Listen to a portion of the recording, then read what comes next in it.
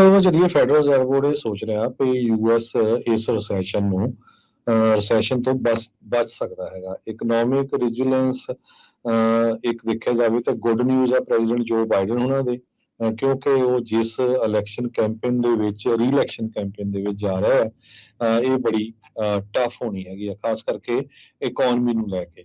Federal reserve board ਨੇ ਇਸ ਵਾਰੀ ਤਾਂ ਇੰਟਰਸਟ ਰੇਟ ਨਹੀਂ ਵਧਾਇਆ, ਪਰ ਕਹਿੰਦੇ 2 ਵਾਰੀ ਹੋਰ ਇੰਟਰਸਟ ਰੇਟ ਵੱਧ ਸਕਦਾ ਹੈਗਾ ਆ ਸਾਲ ਦੇ ਐਂਡ ਤੋਂ ਪਹਿਲਾਂ, ਪਰ ਹੋ ਸਕਦਾ ਜੋ ਇਹ ਅਮਾਊਂਟ ਆ ਇਹ ਬੜਾ ਘੱਟ ਹੋਵੇ, ਮੇਬੀ ਕੁਆਟਰ ਬੇਸਿਸ ਪੁਆਇੰਟ ਹਰ ਵਾਰੀ।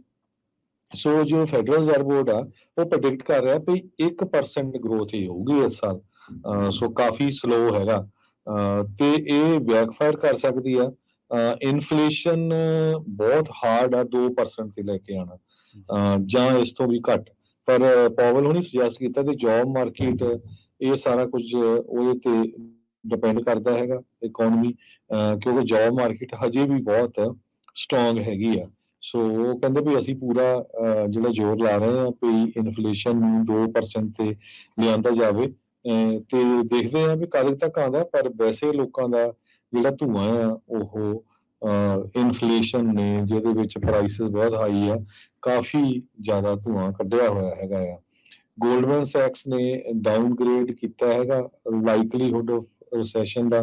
ਬਹੁਤ ਸਾਰੀਆਂ ਯੂਐਸ ਦੀਆਂ ਕੰਪਨੀਆਂ ਵੀ ਕਹਿ ਰਹੀਆਂ ਵੀ ਸ਼ਾਇਦ ਰਿਸੈਸ਼ਨ ਨਾ ਆਵੇ, ਪਰ ਇਹ ਆਉਣ ਵਾਲੇ ਥੋੜੇ ਦਿਨਾਂ ਦੇ ਵਿੱਚ ਪਤਾ ਚੱਲੂਗਾ ਕਿ ਰਿਸੈਸ਼ਨ ਆ ਰਿਹਾ ਜਾਂ ਨਹੀਂ।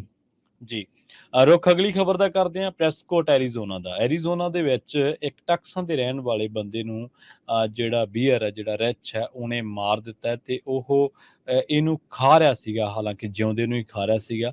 ਪਰ ਬਾਅਦ ਦੇ ਵਿੱਚ ਜਿਹੜੀ ਯਵਾਈ ਜਿਹੜੀ ਕਾਉਂਟੀ ਦੇ ਸ਼ੈਰਿਫ ਆ, ਉਹਨਾਂ ਨੇ ਇਸ ਗੱਲ ਦੀ ਜਾਣਕਾਰੀ ਦਿੱਤੀ ਹੈ ਕਿ 66 ਸਾਲਾ ਸਟੀਵਨ ਜੈਕਸਨ ਉਹ ਕੌਫੀ ਪੀ ਰਿਹਾ ਸੀਗਾ ਇੱਕ ਗਰੂਮ ਕ੍ਰੀਕ ਏਰੀਆ ਦੇ ਵਿੱਚ। ਸਵੇਰ ਦੀ ਗੱਲ ਹੈ ਜਦੋਂ ਇੱਕ ਬਲੈਕ ਬੀਅਰ ਨੇ, ਕਾਲੇ ਰਿੱਛ ਨੇ ਉਹਦੇ ਤੇ ਅਟੈਕ ਕੀਤਾ ਤੇ ਉਹਨੂੰ ਖਾਣਾ ਸ਼ੁਰੂ ਕਰ ਦਿੱਤਾ।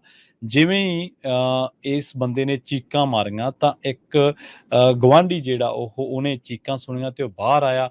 ਉਹਨੇ ਬਥੇਰਾ ਰੌਲਾ ਪਾਇਆ, ਕਾਰਾਂ ਦੇ ਹਾਰਨ ਵਜਾਏ, ਪਰ ਇਹ ਜਿਹੜਾ ਬੀਅਰ ਹੈ, ਇਹ ਜਿਹੜਾ ਰਿੱਛ ਹੈ, ਇਹਨੇ ਜਿਹੜਾ ਉਸ ਦਾ ਸਟੀਵ ਜੈਕਸਨ ਦਾ ਖਹਿੜਾ ਨਹੀਂ ਛੱਡਿਆ ਤੇ ਉਹਨੂੰ ਉਸੇ ਤਰ੍ਹਾਂ ਖਾਣਾ ਜਾਰੀ ਰੱਖਿਆ।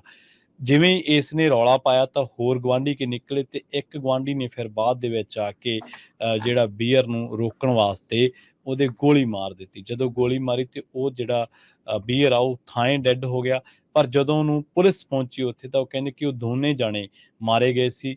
ਜਿਹੜਾ ਕਾਲਾ ਰਿੱਛ ਆ ਉਹ ਵੀ ਮਰਿਆ ਪਿਆ ਸੀ ਤੇ ਜਿਹੜਾ ਸਟੀਵ ਜੈਕਸਨ ਹੈ ਉਹ ਵੀ ਇਸ ਹਮਲੇ ਦੇ ਵਿੱਚ ਮਾਰਿਆ ਗਿਆ। ਸੋ ਉਹਨਾਂ ਨੇ ਕਿਹਾ ਕਿ ਇਹ ਜਿੱਥੇ ਬੈਠਾ ਸੀ ਸਟੀਵ ਜੈਕਸਨ, ਉਹ ਜੰਗਲੀ ਏਰੀਆ ਜਿਹੜਾ ਉਹਨੂੰ ਕਿਹਾ ਜਾਂਦਾ ਤੇ ਅਕਸਰ ਉੱਥੇ ਜੰਗਲੀ ਜਾਨਵਰ ਜਿਹੜੇ ਆ ਉਹ ਇੱਧਰ ਆਉਣ ਵਾਲੇ ਲੋਕਾਂ ਤੇ ਹਮਲਾ ਕਰ ਦਿੰਦੇ ਆ।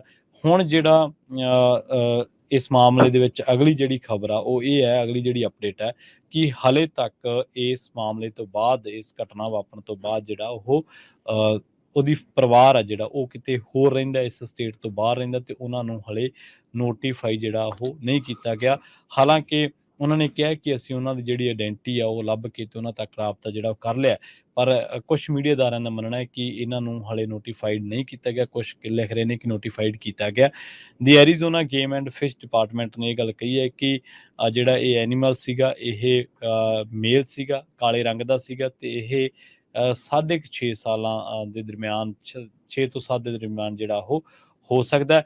ਤੇ ਜਦੋਂ ਉਹ ਕੌਫੀ ਪੀ ਰਿਹਾ ਸੀਗਾ ਸਟੀਵ ਜੈਕਸਨ, ਉਦੋਂ ਇਸ ਕਾਲੇ ਰਿੱਛ ਨੇ ਜਿਹੜਾ ਉਹਨੂੰ ਪਿੱਛੋਂ ਹਮਲਾ ਕਰ ਦਿੱਤਾ, ਉਹਨੂੰ ਬੁਰੀ ਤਰ੍ਹਾਂ ਦੇ ਨਾਲ ਫੜ ਕੇ ਧਰਤੀ ਤੇ ਮਾਰਿਆ। ਉਸ ਤੋਂ ਬਾਅਦ ਉਹਨੇ ਚੀਕਾਂ ਮਾਰੀਆਂ, ਲੋਕਾਂ ਨੇ ਆਵਾਜ਼ਾਂ ਸੁਣੀਆਂ, ਉਹਦੇ ਗੁਆਂਢੀ ਬਾਹਰ ਨਿਕਲੇ, ਉਹਨਾਂ ਨੇ ਕਾਰਾਂ ਦੇ ਹਾਰਨ ਤੱਕ ਵਜਾਏ, ਪਰ ਸਟੀਵ ਜੈਕਸਨ ਨੂੰ ਬਚਾਇਆ ਨਹੀਂ ਜਾ ਸਕਿਆ। ਬਾਅਦ ਦੇ ਵਿੱਚ ਇੱਕ ਬੰਦੇ ਨੇ ਬੰਦੂਕ ਕੱਢੀ ਤੇ ਉਹਨੇ ਜਿਹੜਾ ਰਿੱਛ ਹੈ ਇਹਨੂੰ ਗੋਲੀ ਮਾਰੀ, ਪਰ ਇਹਨੂੰ ਗੋਲੀ ਮਾਰਨ ਦੇ ਬਾਵਜੂਦ ਰਿੱਛ ਉੱਥੇ ਮਰ ਗਿਆ। ਪਰ ਜਦੋਂ ਪੁਲਿਸ ਉੱਥੇ ਪਹੁੰਚੀ ਤਾਂ ਪੁਲਿਸ ਕਹਿੰਦੀ ਕਿ ਜੈਕਸਨ ਤੇ ਇਹ ਕਾਲਾ ਰਿੱਛ ਜਿਹੜੇ ਦੋਨੇ ਉੱਥੇ ਥਾਂ ਤੇ ਮ੍ਰਿਤਕ ਪਾਏ ਗਏ ਆ। ਜੀ।